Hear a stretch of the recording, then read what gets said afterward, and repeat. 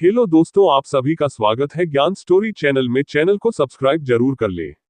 समुद्र में जहाजों से न सिर्फ लोग एक देश से दूसरे देश का सफर करते हैं, बल्कि इसके जरिए व्यापार भी बड़े पैमाने पर होता है। जहां एक और समुद्र से जुड़े सफर ने लोगों की लाइफ को आसान किया है, वहीं दूसरी ओर यह भी हमारे इतिहास का एक जरूरी हिस्सा बन चुका है।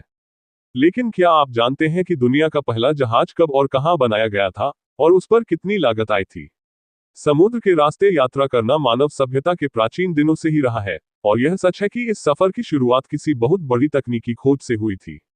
हम सब जानते हैं कि समुद्र के रास्ते व्यापारी सामान का आदान प्रदान करते थे, लेकिन शुरुआत में ये समुद्र यात्रा इतनी आसान नहीं थी। जहाजों का निर्माण एक लंबी और मुश्किल प्रक्रिया का हिस्सा था।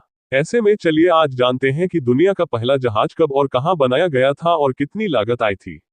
समुद्र के सबसे पहले जहाजों की शुरुआत मिस्र, यूनान और फोनिशियन जैसे प्राचीन सभ्यताओं से हुई थी। ये सभी सभ्यताएं समुद्र के रास्ते व्यापार और अन्वेषण के लिए नावों और जहाजों का यूज करती थीं। इनमें से समुद्र में पहला जहाज बनाने का क्रेडिट मिस्र वासियों को दिया जाता है।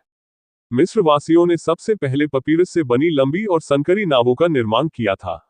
ये नावें चप्पुओं से चलाई जाती थीं और मुख्य रूप से समुद्र के पास व्यापार के लिए यूज की जाती थीं। मिस्र के समुद्री यात्रियों ने अपने जहाजों के जरिए मेडिटेरेनियन सागर में अन्य देशों के साथ व्यापार किया था। जब मिस्र वासियों ने सबसे पहले पानी पर चलने वाली नावों का निर्माण शुरू किया था, तो उस समय के जहाजों की लागत का हिसाब लगाना मुश्किल है।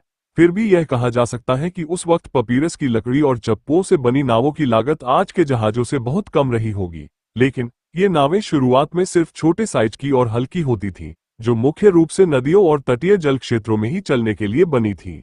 यूनान और फोनिशियनों ने अपने समुद्री व्यापार को बढ़ाने के लिए जहाजों का निर्माण किया, और उनका यूज सिर्फ के व्यापार के लिए नहीं, बल्कि युद्ध के लिए भी किया। यूनानियों ने गैली नावों का निर्माण किया, जो 3 पंक्तियों में चप्पू लगाने वाले नाविकों द्वारा चलाई जाती थी।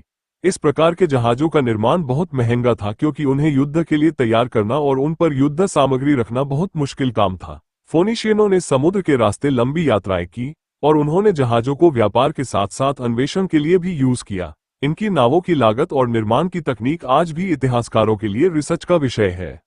समय के साथ जहाजों के निर्माण में कई बदलाव आए। 18वीं सदी के लास्ट में जहाजों का निर्माण और भी बड़ा हो गया था, और जहाजों की लागत भी बढ़ गई थी। औद्योगिक क्रांति के समय में जहाज निर्माण के लिए लोहे और इस्पात का यूज किया गया, जिससे जहाजों का साइज बढ़ा और निर्माण की लागत में भी इजाफा हुआ। 19वीं सदी में भाप से चलने वाले जहाजों का आविष्कार हुआ, जिससे समुद्री यात्रा में एक क्रांति आई। आजकल जहाजों के निर्माण में मॉडर्न तकनीकों का यूज किया जाता है। ये बहुत महंगे होते हैं और उनकी लागत लाखों डॉलर में होती है।